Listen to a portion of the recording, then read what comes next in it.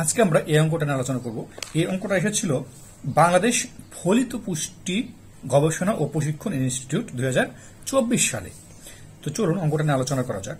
অঙ্কটা ছিল কোন ত্রিভুজের দুই বাহুর দৈর্ঘ্য যথাক্রমে 9 সেন্টিমিটার ও 10 সেন্টিমিটার এবং এদের অন্তর্ভুক্ত কোণ 60 ডিগ্রি। ত্রিভুজটির ক্ষেত্রফল কত?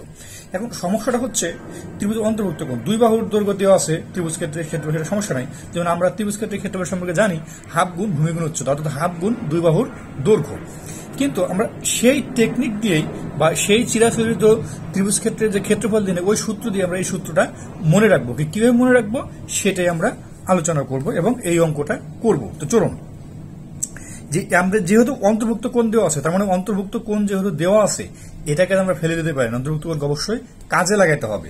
তাহলে আমরা যেটা জানি, নর্মাল যেটা জানি যে আমরা ত্রিভুজ ক্ষেত্রের ক্ষেত্রফল সমান কি, হাফ গুণ ভূমি গুণ উচ্চতা। এই সূত্রটা আমরা সবাই জানি, ত্রিভুজ ক্ষেত্রে হাফ গুণ ভূমি গুণ উচ্চতা। তো এটার মানে কি, তাহলে হাফ গুণ দুই বাহুর দৈর্ঘ্য, হাফ গুণ দুই বাহুর দৈর্ঘ্য, তাই না?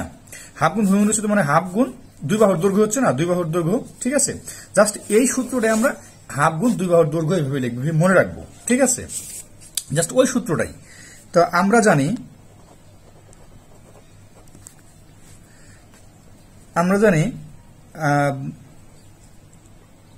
সমান সমান, আমরা জানি ক্ষেত্রফল সমান, আমরা জানি ত্রিভুজ ক্ষেত্রের ক্ষেত্রফল সমান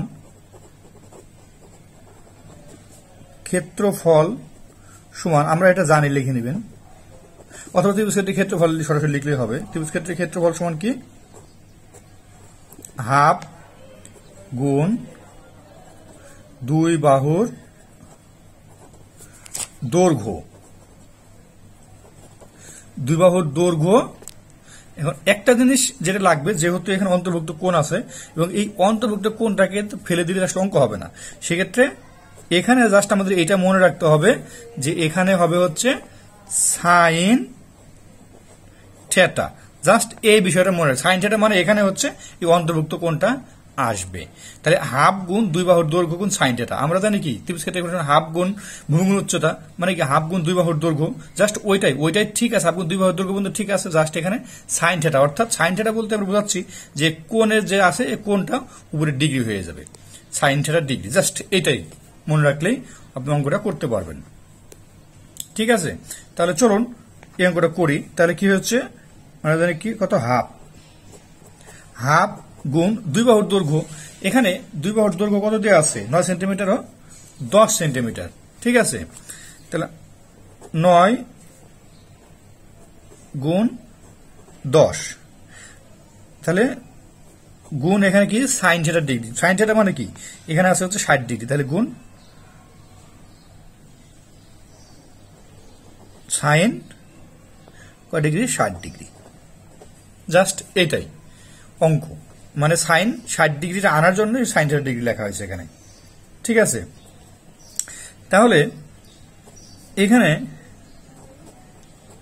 অর্ধেক গুণ 9 গুণ 10 গুণ সাইন 60 ডিগ্রি মানে কি, √3/2, √3/2। তো আপনার সাইনের ক্ষেত্রে আসলে সব মনে রাখার দরকার নেই। সাইনের ক্ষেত্রে জাস্ট মনে রাখবেন হচ্ছে তিনটা সূত্র, বা যে কোনো সাইন থিটা, কট থিটা, টেন থিটা, সেটা তিনটা সূত্র মনে রাখবেন। আমি জাস্ট সাইনটা দেখাচ্ছি, যেটা হচ্ছে সাইন 30 ডিগ্রি সমান হচ্ছে হাফ, সাইন 45 ডিগ্রি সমান হচ্ছে 1/√2, আর সাইন 60 ডিগ্রি সমান হচ্ছে √3/2। আপনারা এই তিনটা মুখস্থ করবেন। ওই 15 ডিগ্রি, 0 ডিগ্রি, 90 ডিগ্রি ওগুলো কখনো পরীক্ষা আসে না। আপনারা মিলাই দেখবেন যে ঘুরে ঘুরে এই তিনটাই আসে, 30 ডিগ্রি, 45 ডিগ্রি, 60 ডিগ্রি। সেক্ষেত্রে সব মনে রাখার দরকার নেই, আপনার জাস্ট এই তিনটাই মনে রাখবেন। আমাদের রাখতে হবে সাইন 30 ডিগ্রি √3/2, এখানে সাইন 30 ডিগ্রি সমান √3/2।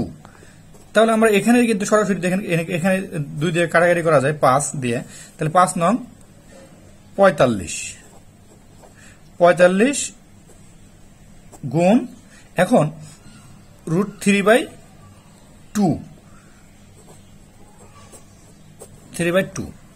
এখন এটাকে আবার গুণ করতে হবে, এবং এটাকে গুণ আমরা কিভাবে করবো একটু জটিল মনে হচ্ছে, সহজ করে দিচ্ছি। দেখুন এখানে 45কে 2 দিয়ে ভাগ করলে কত হয়, 45কে 22.5 গুণ, এখন √3, এই যে √3 এর মানে কি, মানে রুট করতে গেলে অনেক সময় লাগবে। আসলে দুইটা রুটের ক্ষেত্রে দুইটা মনে রাখবেন, √2 এবং √3, এই দুইটা প্রচুর পরিমাণ আসে, √3 মনে রাখবেন। √3 হচ্ছে 1.73, ঠিক আছে। তাহলে এই দুইটা জিনিস হচ্ছে আপনারা মনে রাখবেন। একটা জিনিস হচ্ছে √2, আরেকটা হচ্ছে √3। √2 সমান হচ্ছে 1.41 আর √3 সমান হচ্ছে 1.73। এই দুইটা মনে রাখবেন, দুইটা প্রচুর পরিমাণে আসে, আপনাদের দুইটা কাজে লাগবে। √2 এবং √3 এই মান দুইটা আপনারা মনে রাখবেন, পরীক্ষার ক্ষেত্রে কাজে লাগবে, কারণ অনেক সময় তো পাবেন না আপনারা, এই জন্য হচ্ছে দুইটা সূত্র মনে রাখতে হবে। তাহলে এখন 22.5 এবং 1.73 এটা গুণ করতে হবে। তাই আমরা গুণটা কিভাবে করবো সহজ কাট দেখাচ্ছি। 22.5 আর 1.73 এই গুণটা আমাদেরকে করতে হবে। তো গুণ কিভাবে করবো, 3 × 15 5 নর্মাল যেভাবে গুণ করা ভাবে করবো। পয়েন্টের 15 জাস্ট পয়েন্ট করে বসাই দেবো।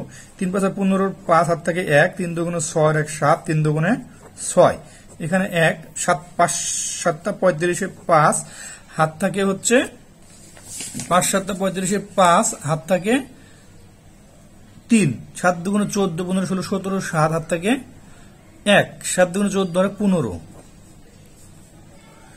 এখানে গুণ, তাহলে 5 × 5 2 × 2 2 × 2 গুণ করা হচ্ছে 5 7 5 12 2 হাত থেকে 1 6 6 6 12 12 আর 7 হচ্ছে 19 19 9 হাত থেকে 1 3 5 3 8 আর 3, আর এখানে কয়টা পয়েন্ট আছে 1 2 3 তিনটার পরে 1 2 3 অর্থাৎ 38.925। তাহলে 38.925 এখানে আপনারা প্রায় লিখে দিবেন। কারণ হচ্ছে যে পয়েন্টের পরে প্রায় লেখাটাই বুদ্ধিমানের কাজ, কারণ হচ্ছে পয়েন্টের পরে কেউ 2 সংখ্যা নেয়, কেউ 3 সংখ্যা নেয়। আমি এখানে 2 সংখ্যা নিয়েছি, এই জন্য এটা আসছে। 3 সংখ্যা নিলে আরো পরিবর্তন, মানে কিছুটা চেঞ্জ হবে এখানে, এই জন্য হচ্ছে আমরা অবশ্যই প্রায় লিখে দিবেন। তো অঙ্কটা আসলে জটিল বলে মনে কোনো কিন্তু সহজ। আপনারা হচ্ছে যে নর্মালি সিরিয়াস যে সূত্রটা ওটাই মনে রাখবেন, যে হাফ গুণ ভূমি গুণ উচ্চতা। হাফ গুণ ভূমি গুণ উচ্চতা মানে কি, হাফ গুণ 2 বাহুর দৈর্ঘ্য। জাস্ট এখানে আমাদেরকে মনে রাখতে হচ্ছে sin 30 ডিগ্রি, এটাই মনে রাখতে হচ্ছে। sin 30 ডিগ্রি এই কারণে মনে রাখতে হচ্ছে যে এখানে অন্তর্ভুক্ত কোণ দেওয়া আছে, এই কোণটাকে তারা ফেলে দিতে পারে না, কোণটা কাজে লাগাতে হবে। জাস্ট হাফ গুণ 2 বাহুর দৈর্ঘ্য আমরা লিখলাম, এখন কোণটাকে কি করবো, কোণটাকে আমরা গুণ করে দিব, জাস্ট এইটাই। ত্রিভুজ ক্ষেত্রে ক্ষেত্রফল নির্ণয়ের ক্ষেত্রে সবই গুণ, হাফ গুণ ভূমি গুণ উচ্চতা মানে 2 বাহুর দৈর্ঘ্য গুণ উচ্চতা, যার এখানে হচ্ছে sin 30 ডিগ্রি, এটাও গুণ।